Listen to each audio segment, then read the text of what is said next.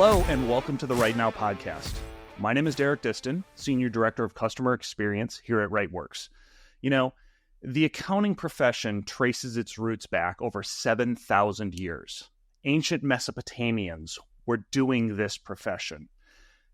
In that time, the position, the requirements have evolved and continue to evolve today.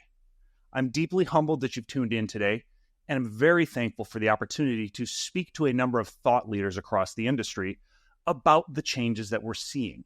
My guest today, Dr. Radhika Dirks, holds a PhD in quantum computing and a master's in nanotechnology. Amongst other achievements, she is the CEO and founder of Ribo AI and XLABS AI and is a respected global AI advisor. Dr. Dirks, thanks so much for joining me today. Oh, it's great to be here, Derek. Thank you for having me. I'm super excited about this because the topic that we're going to talk about today goes almost more with the idea of the evolution of the accounting industry than any other topic we could possibly talk about because of how new, how recent, how just nascent the idea of artificial intelligence is today. So real quick, if I am perhaps living under a log and just crawling out for the first time, when I say the term AI, or when you say AI, what are we talking about right now? Mm-hmm. That's a great place to start. And I like your frame about AI being the next evolution of accounting. It really is shaping out to be the next evolution of many things, many industries. And the best way to think about AI is a system or a set of software that can do tasks, processes, at least as intelligent, if not more intelligently than humans. And most people tend to think of AI as robots, thank you, Terminator, thank you, Hollywood. But really, underlying the system is a software. And, it doesn't matter if the software is on your phone or your glasses or your computer or inside the body of a humanoid machine.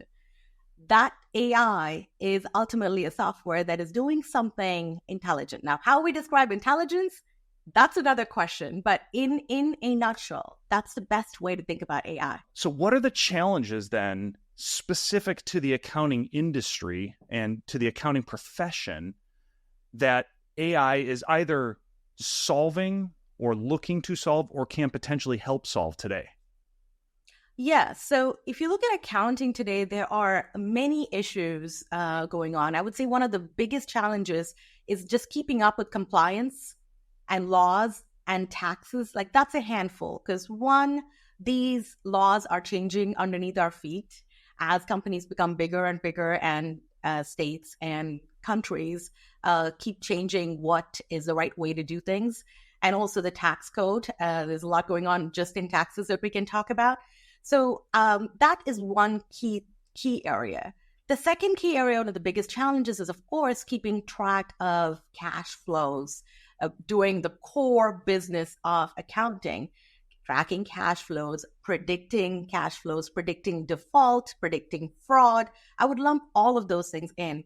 And the commonality with the second class that we're talking about, the second set of challenges, is the fact that there's vast amounts of data that need to be computed through. And there's a lot of information there that we're currently doing very much manually. And there's a lot of information there, a lot of intelligence there that we're missing out on.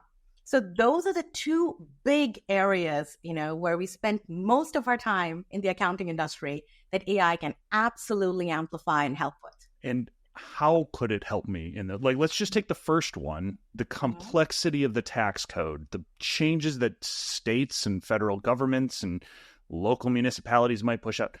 How can I leverage AI to help me with that? Mm-hmm. So one of the cool things about generative AI, which is the new wave of AI we're all living under, if you crawled out of a rock, the thing I would say is this is a new wave of AI that exploded about, a year and a half ago, starting roughly in November 2022. And that's different from the AI from before, which I would call as predictive AI. If you had, grabbed me off the streets of San Francisco a few years ago and said, hey, Radhika, tell me about AI, let's go get some beers, I would have talked to you about data, sieving through the vast amounts of data, and a software that can find unpredictable patterns that you would have missed, right? That's predictive AI. And that goes rightly into the second set of challenges with the data, prediction, cash flows, etc., right? But the beauty of generative AI is that it can actually understand human language. That's actually the biggest holy grail that's been achieved, is what if you could command a computer to, without C++ or Python, like none of the machine languages, and instead just use human language to harness the power of compute. So when I say understand, you should put understand in quotes. But the point is it can sieve through vast amounts of text and do a pretty decent job of pulling them together. Now, the thing about laws, the thing about tax code, they don't tend to be in the form of data in numbers. They're not quantitative data. They are more textual. And so now you have an AI, this new kind of AI that can summarize and transfer it to a mathematical vector, if you will, vector space of information that can be crunched on. And that's a huge advantage, because if we were to sit through and read all these documents and try to keep track of all the information we gotta comply with, it's almost impossible for a single human to do that. And so when you say can understand human language, I can basically ask it in my own verbiage, hey, tell me about this particular tax code, or could I do this based upon what the tax law says? Is that what we're talking about here? That's exactly what we're talking about here. We could ask it questions like, this is Amazon's quarterly report from December 2024. Can you crunch this for me and tell me how it changed from the previous quarter? What are the key elements that's different? So you can ask it to read vast amounts of text, and then you can query it. You can ask it to graph information based on the numbers in there. Now, the biggest caveat, and the reason you can get it to use this or understand text pretty decently, is because there are caveats in that there could be false information. And we will go into all of that hopefully later in the podcast, but it's very good to be aware that it's not 100% accurate or trustable. Well, that makes me feel good too, because I don't know that my understanding of anything is 100% accurate and trustful. So at least it's not taking my job yet. Yes. Well, the difference though, Derek, is that the most of the GPT, they will double down on their wrong answer. Just like how you just said, that's not my expertise. I don't quite know. They might open with that, but once they give you an answer, they will double down. They are the best BS artists that have ever been created because of the way they were trained. Let's talk a little bit about that. When you say double down on the wrong answer because of how they've been trained, what are we talking about on training, and why does that lead to hallucinations and doubling down on a wrong answer? 85% or more of GPT's data, all the way from GPT-3 and upward, they come from the internet because it's one of the largest data sources of text. And, right? And I'm laughing because we all trust everything that's on the internet, right? Isn't that what we're told? Yes. Yeah, you're beating me to a punchline there, because if there's one thing the internet is known for, it's not accuracy. Yep. So that's the system it's been trained on. But the other interesting thing about generative AI that's not appreciated is that it's not science and it's not magic. It didn't follow a scientific method. It wasn't a bunch of experimentation. We don't exactly know why it works, but it's math. So underlying there is math, and somehow when we dumped enough information on the system, it began to work. So while we can point to why these hallucinations happen, we cannot come up with a mathematical framework for why exactly it's happening and when it can happen. So if I'm to bring this and give a real world example that perhaps an accountant or a bookkeeper might need, I have a question on if I can depreciate this asset by X dollars. based upon some law. I ask the generative AI and it says, actually, you can depreciate it to Y dollars. And I say, oh, great, fantastic. Where is that? If I don't do my research and the AI comes back and says, oh, it's in the tax law here, this section 123.1. If I don't do my research, I might wind up trusting it that it said Y dollar amount, when the truth is, it just made that up on the fly. Absolutely. And there are ways and systems that we can build to design around these issues, but it's very important that when we start playing with these AI systems to understand that hallucinations are part and parcel of that magic, of that math. So it becomes very tricky to navigate this space. The other reason, apart from hallucinations, is that GPT is not very good in math. It's getting better and better, but math in general, basic math, has been an issue. So when you're talking about the field of accounting and you're using solely a generative AI system, meaning one that's not coupled with the predictive AI, the older way, if you will, then you have to be extremely careful because often in accounting, your textual questions are intermixed with quantitative questions. It's funny. It's based on math. We're not sure how the math works, and it's not really good at math. Boy, I know. That sounds to me like a problem, an underlying problem. So my question then is, if all of that is true, what are the opportunities for me? With what guardrails? Like, where should I be looking to implement some AI? And what should I be doing to make sure that I'm safe with the usage?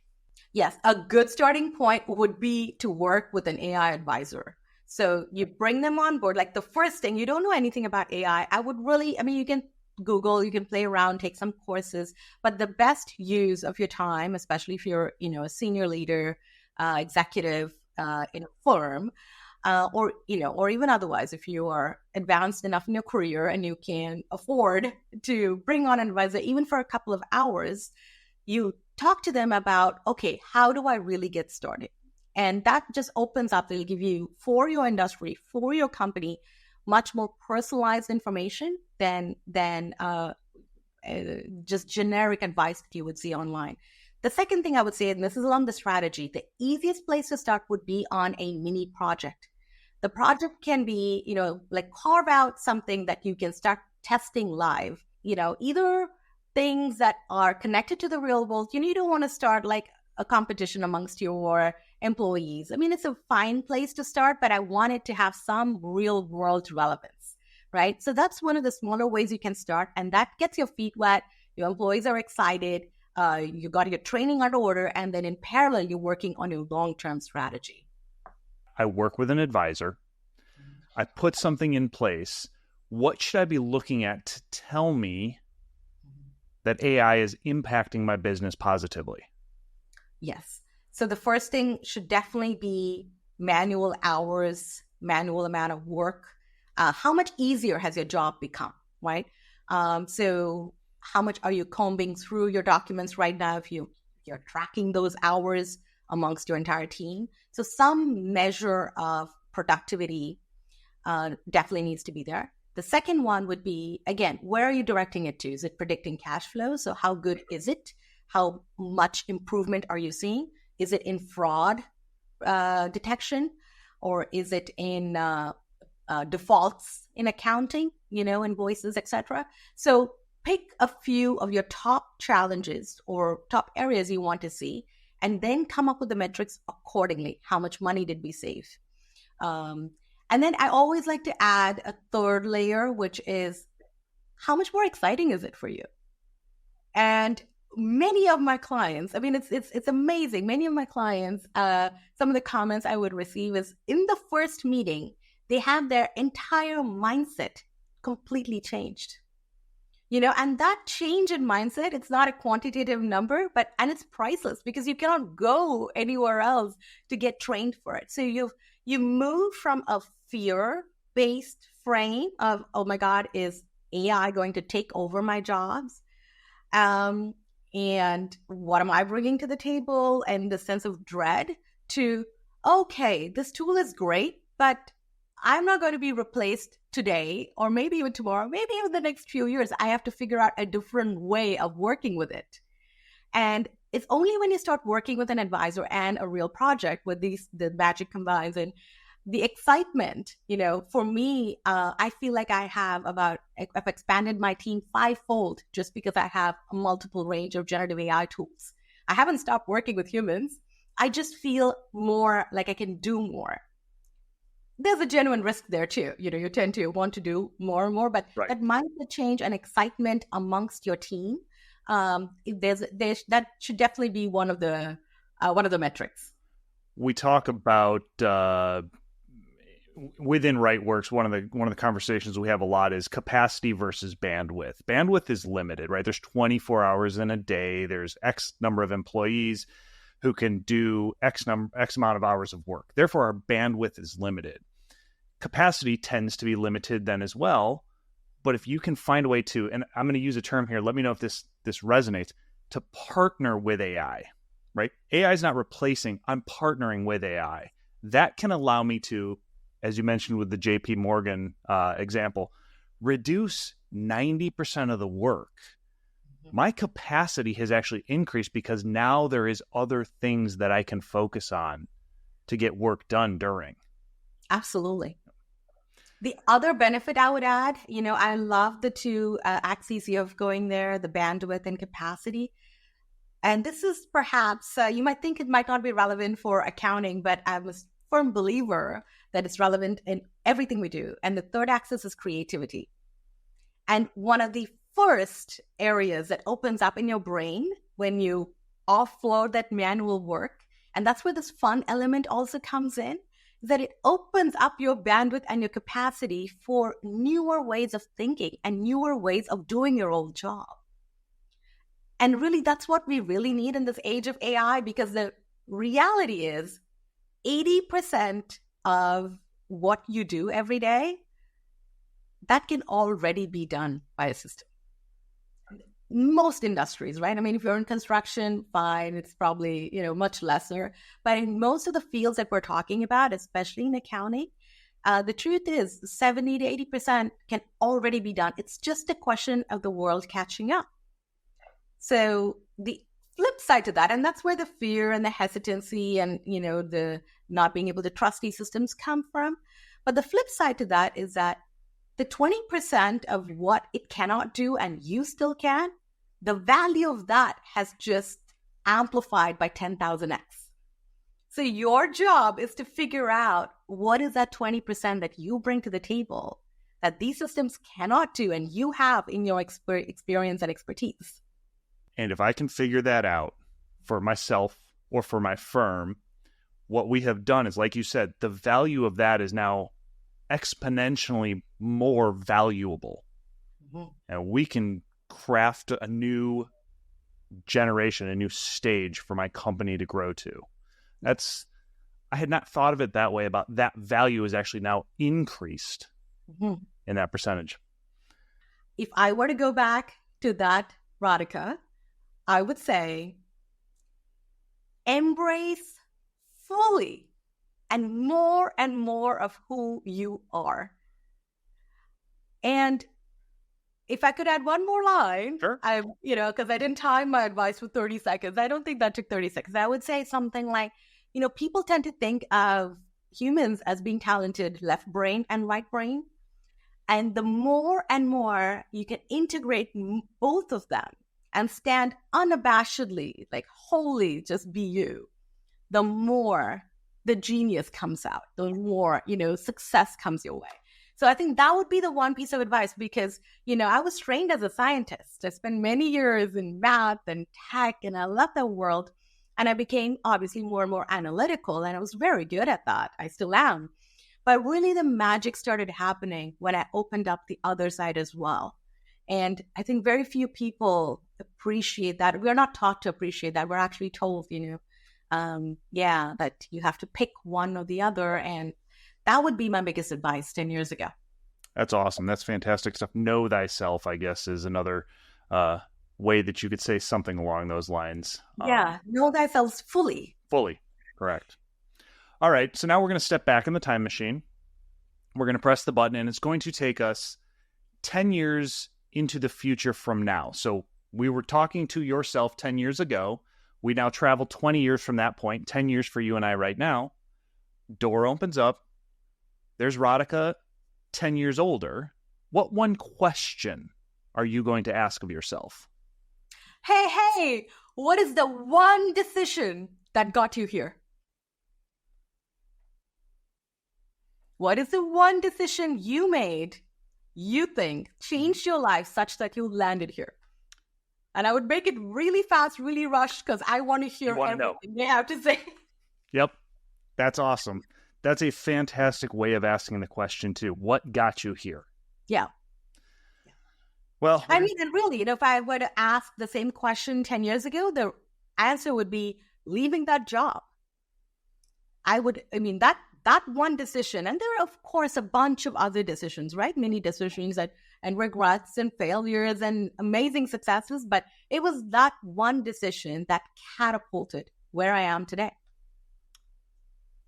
It's a great way to ensure that you would then be trying to find that same decision again. That's fantastic. Yes, or avoid it. Avoid it. I'm a bottomless optimist. So when you frame that question, my mind immediately went to like, oh my God, it's going to be so much better 10 years from now. But I realized that question can also help me avoid, in case it's all the way down. Yep. For the one decision, I will make sure to take the opposite road. Yep. So maybe you as the door opens, you're asking yourself, do I look happy or sad? And that's sort of helping you make that snap judgment on it. Yeah. I want to thank you again, Dr. Dirks, for your time. It has been a fantastic conversation. Thank you, dear listener, for tuning in today. Keep practicing, keep evolving, keep moving forward.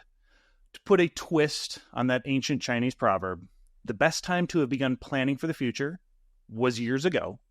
The second best time is right now. Very nice. Join us in Austin, May 14th through the 16th. You'll get a chance to hear Dr. Dirks speak as she gives her keynote address on AI. For more information, visit rightworks.com/rightnow.